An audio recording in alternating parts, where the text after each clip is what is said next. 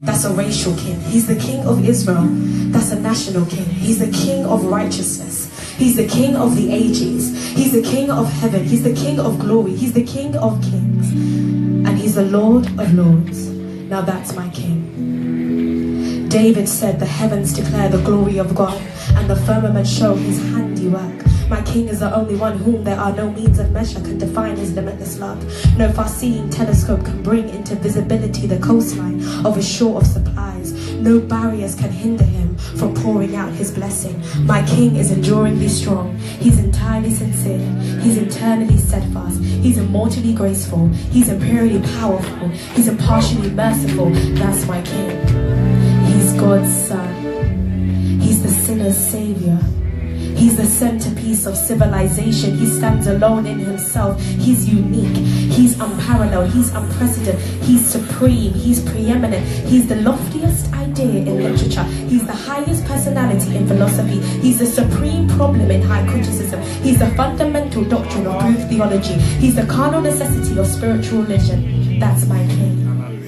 He's the miracle of the age. He's the superlative of everything good that you choose to call him. He's the only one able to supply all our needs simultaneously. He supplies strength for the weak. He's available for the tempted and the tried. He sympathizes and he saves. He's strong, God, and he guides. He heals the sick. He cleanses the lepers. He forgives sinners. He discharges debtors. He delivers the captives. He defends the feeble. He blesses the young. He serves the unfortunate. He regards the aged. He rewards the diligent. He beautifies the meek. My king is the key of knowledge.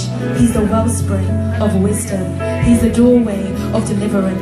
He's the pathway of peace. He's the roadway of righteousness. He's the highway of holiness. He's the gateway of glory. He's the master of the mighty. He's a captain of the conquerors. He's the head of the heroes. He's a leader of the legislators. He's the overseer of the overcomers. He's the governor of governors. He's the prince of princes. He's the king of kings. And he's the Lord of lords. That's my king. Yes, that is my king. His office is manifold. His promise is sure. His light is matchless. His goodness is limitless. His mercy is everlasting. His love, it never changes. His word is enough. His grace is sufficient. His reign is righteous. His yoke is easy and his burden is light. Well, I wish I could describe him to you, but he's indescribable. He's incomprehensible. He's invincible. He's irresistible. I'm coming to tell you the heavens of heavens cannot contain him, let alone a man explain him. You can't get him out of your mind. You can't get him off of your hands. You can't outlive him and you can't live without him. The Pharisees couldn't even stand him, but they found out they couldn't even stop him. Pilate couldn't even find a fault in him. The witnesses couldn't get their testimonies to agree. Herod couldn't even kill him.